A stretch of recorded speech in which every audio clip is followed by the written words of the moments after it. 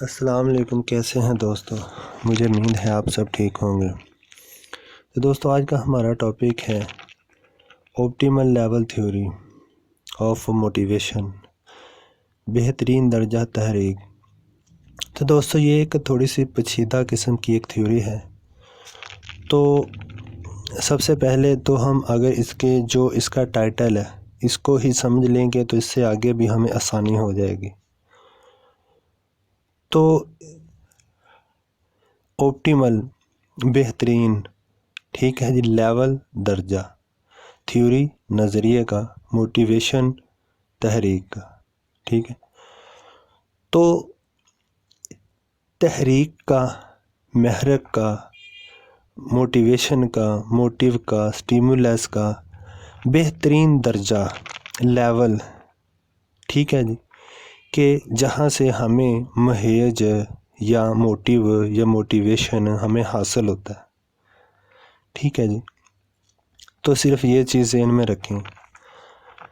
تو اس میں جو سب سے اہم جو ماہرین ہیں، سائیکولوجسٹ ہیں، وہ ہیں ہب، لیوبا، مالمو، بالین، ڈیفی اور واکر۔ ان سب نے مل کر محرکات کے بارے میں مختلف انداز سے اپنے خیالات پیش کیے، ٹھیک ہے جی۔ ان سب نے مل کر موٹیویشن کے اوپر، موٹیوز کے اوپر اپنے خیالات کو، اپنی جو تھیوریز ہیں، اپنے جو ایکسپیریمنٹس ہیں، اپنے تجربات کو پیش کیا، کیونکہ ان کے نظریات میں معمولی سے اختلاف کے باوجود مرکزی طور پر مماثلت پائی جاتی ہے، ٹھیک ہے۔ تو ان جو تمام جو پیچھے سائنٹسٹ ہیں، ماہرین ہیں، جن کے ہم نے نام لیے ہیں، ان میں سب کی جو تھیوریز ہیں، سب کے جو تجربات ہیں، ان میں صرف تھوڑا سا فرق ہے، باقی سب ایک جیسی ہیں۔ اس لیے ان کے خیالات کو بہترین درجہ تحریک کے نام سے بیان کیا جا سکتا ہے، ٹھیک ہے جی۔ تو ان سب کے جو نظریات ہیں ان کو ایک جگہ پر جمع کر اس کو نام دیا گیا آپٹیمل لیول تھیوری۔ تو اس نظریے کے مطابق عضویہ کے لیے خاص درجے کا تہیج یعنی کہ سٹیمولس کا ہونا ضروری ہوتا ہے۔ تو کس کے لیے؟ ہمارے آرگن کے لیے۔ ہمارا جو جسم کے پارٹس ہیں کون سے ہیں؟ وہ کون سے ایسے حصے ہیں کہ جو سٹیمولس کو ریسیو کرتے ہیں؟ ہماری آنکھیں ہیں، ہمارا ناک ہے، ہمارے کان ہیں، ہمارے ہاتھ ہیں، ٹھیک ہے۔ کوئی وہ جو سینسری آرگن ہے، ٹھیک ہے، یہاں پر ان کا ذکر ہو رہا ہے کہ اس نظریے کے مطابق عضویہ کے لیے خاص درجے کا تہیج ہونا یعنی کہ سٹیمولس مہیج ہونا ضروری ہوتا ہے۔ کہ وہ عضویہ کہ جو سینسری انفارمیشن ریسیو کرتے ہیں، ٹھیک ہے جی، جو سٹیمولس کو ریسیو کرتے ہیں، ٹھیک ہے۔ فرد یا جانور کو سرگرمی کی ابتدا کے لیے خارجی ماحول سے موافق ترین تہیج کی ضرورت ہوتی ہے، ٹھیک ہے جی، کسی آپٹیمم لیول آف سٹیمولیشن کی ضرورت ہوتی ہے۔ تو حسی تہیج کی اہمیت کا اندازہ اس وقت ہوتا ہے جب فرد کو حسی محرومی سے گزرنا پڑے، ٹھیک ہے۔ کس طرح سے؟ اب ہم جو ہماری دیکھنے کی معلومات ہے وہ ہم آنکھوں سے حاصل کرتے ہیں، کہ جو ہماری انفارمیشن ہے تقریباً سب سے زیادہ 80 فیصد تقریباً جو ہے وہ ہم آنکھوں کے ذریعے حاصل کرتے ہیں۔ تو یہ کیا، یہ ہمارا ایک سینسری آرگن ہے، آنکھیں۔ اگر ہم ان سے محروم ہو جائیں تو ہمیں کس طرح کی زندگی گزارنی پڑے گی، ٹھیک ہے۔ تو جو ہمارے آرگنز وہ معلومات ریسیو کرتے ہیں، ٹھیک ہے، یہاں پر ان کی بات ہو رہی، ان سے ہم محروم ہوں تو کیا ہو؟ جس طرح روزمرہ زندگی میں ہم اس کا اندازہ نہیں لگا سکتے، تو اسی ضمن میں اسی لحاظ سے بیکسٹن، ہیرن اور اسکوٹ نے 1954 میں حسی محرومی پر ایک تجربہ کیا، ٹھیک ہے۔ جو ہمارے سینسری آرگن ہیں ان کی محرومی پر، ٹھیک ہے، انہوں نے ایکسپیریمنٹ کیا تھا ایکسپیریمنٹ، جس میں چند معمولوں کو $20 یومیہ کی پیشکش پر تجربہ گاہ میں لایا گیا۔ تو ان کو $20 ہیں وہ ایک دہاڑی پر انہیں جو پیشکش دی گئی اور انہیں تجربہ گاہ میں لایا گیا، کس لیے کہ ان کے اوپر ایکسپیریمنٹ کرنے کے لیے۔ اب ایکسپیریمنٹ کیا ہے؟ ان کی آنکھوں پر پٹی باندھ دی گئی، بازوؤں اور ہاتھوں پر سخت گتے کا خول چڑھا دیا گیا تاکہ وہ کسی چیز کو نہ چھو سکیں، گویا معمول کے سننے، دیکھنے اور چھونے کے حواس معطل کر دیے گئے۔ ٹھیک ہے جی۔ اب سننے کے اس کے کان، یہ بھی سینسری آرگن ہے، دیکھنا آنکھیں سینسری، چھونے ہاتھ سینسری آرگن ہے۔ ان کو کیا کہ معطل، کہ ان کی کسی بھی چیز تک رسائی کو بند کر دیا کہ وہ کسی چیز کو نہ دیکھ سکیں، نہ سن سکیں، نہ چھو سکیں۔ انہیں صرف کھانا کھانے اور واش روم تک جانے کی اجازت تھی۔ ٹھیک ہے جی۔ اس کے علاوہ انہوں نے بے حس و حرکت لیٹے رہنا تھا۔ دوران تجربہ 2 دن تک سب معمول تنگ آ گئے۔ انہوں نے تجربے کو انتہائی خوفناک قرار دیا۔ کچھ نے تو وہموں کی شکایت بھی کی۔ کیونکہ ان کی آنکھوں کے اوپر پٹی تھی۔ ٹھیک ہے، تو ظاہری سی بات ہے، جب انسان اندھیرے میں کیسے رہ سکتا ہے؟ اب آنکھوں کے آگے آپ پٹی باندھو گے تو وہ اندھیرے میں چلا گیا۔ اس تجربے سے اندازہ لگایا جا سکتا ہے کہ ہنسی محرومی کیسے تباہ کن اثرات رکھتی ہے۔ ٹھیک ہے، اب آپ کسی بھی ایک معمولی سی مثال ہم لگا لیتے ہیں۔ پہلے جو فصلیں ہیں، یہ جو کاشتکاری کا نظام ہے، کسی بھی فصل کو بہترین پھل دینے کے لیے، اناج دینے کے لیے روشنی کی ضرورت ہوتی ہے۔ یہ جو پھل فروٹ ہیں، ان کو بھی روشنی کی ضرورت ہوتی ہے، اپنا جو رنگ ہے وہ بہترین کلر میں لانے کے لیے۔ تو اب انسان ہے، اس کی بھی بہترین نشو و نما کے لیے اس کو بھی روشنی کی ضرورت ہوتی ہے۔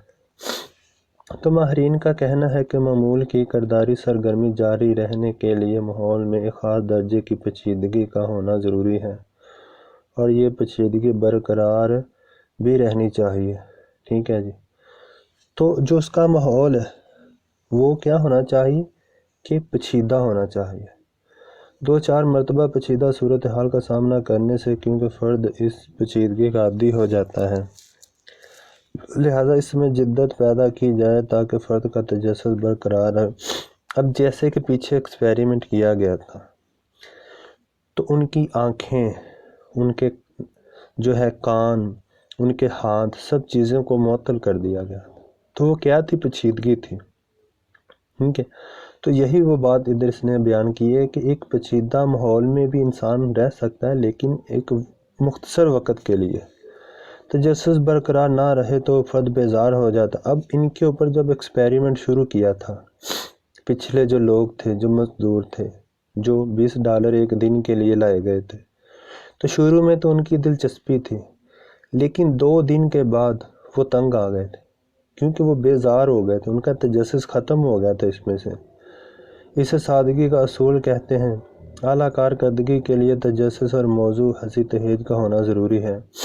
اب اوپر موضوع ہنسی تہیج یعنی کہ ایک مناسب سینسری جو سٹیمولس اس کا ہونا ضروری ہے، کہ ایسا محرک۔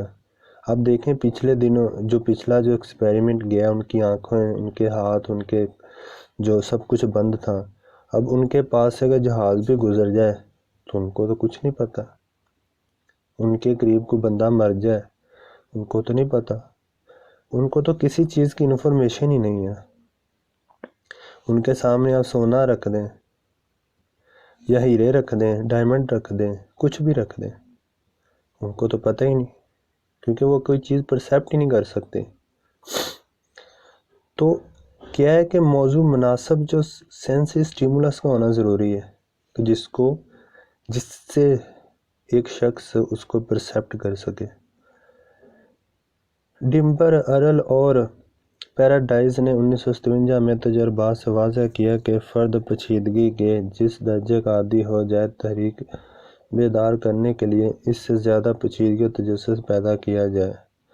تاہم مہیجات یا سٹیمولس اس قدر پیچیدہ بھی نہ ہو کہ فرد خوف زدہ ہو جائے اور اس میں تحریک بالکل ہی ختم ہو جائے۔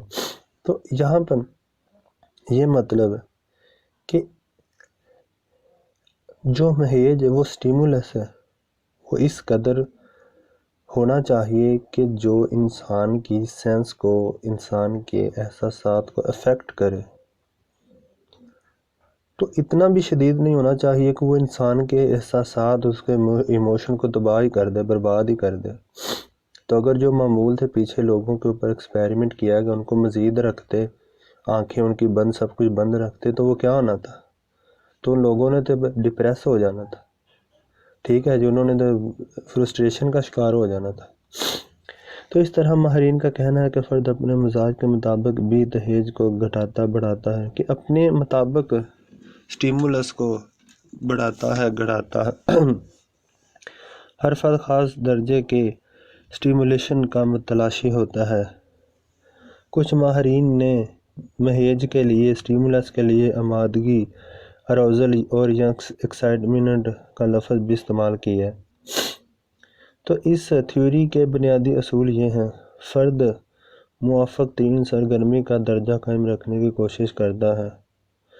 تو انسان کی یہ کوشش ہوتی ہے کہ وہ جو کام کرتا ہے اس کا جو لیول ہے وہ ایک اچھا ہو، جو محرک اسے ملے، جو کام اسے ملے، جو سٹیمولس اسے ملے، وہ اس حالات میں ملے کہ وہ اسے کر سکے، وہ اسے اچھے طریقے سے نپٹا سکے۔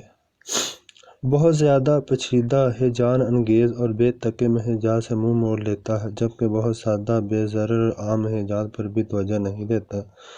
اب جو کوئی ایسی، اب کوئی بندہ ہے، ٹھیک ہے جی، وہ اسٹوڈنٹ ہو کس کا جی، انگلش کا، تو اب آپ اگر اسے اب جیومیٹری کے کویشچن دے دیں، الجبرا کے کویشچن دے دیں، تو وہ کیا کرے گا؟ وہ تو نہیں کر پائے گا، تو وہ اسے منہ موڑ لے گا نا۔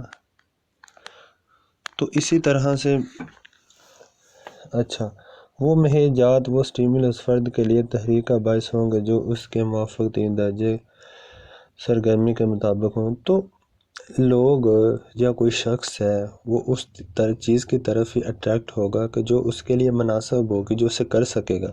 اب ہم مارکیٹ میں جاتے ہیں موبائل خریدنے کے لیے، تو ہماری جیب میں 500 روپے ہو، چلو جی 500 کا تو ویسے بھی نہیں آتا ہے، 5000 لگا لیں، 5000 ہماری جیب میں ہے۔ تو اگر موبائل ہم ہاتھ رکھ لیں یا پسند کر لیں جو 20,000 کا ہو، تو کبھی نہیں لے سکتے۔ کیوں کہ وہ جو درجہ ہے، وہ اس وقت کا جو لیول ہے، وہ اس موبائل کے مطابق ہمارا نہیں ہے۔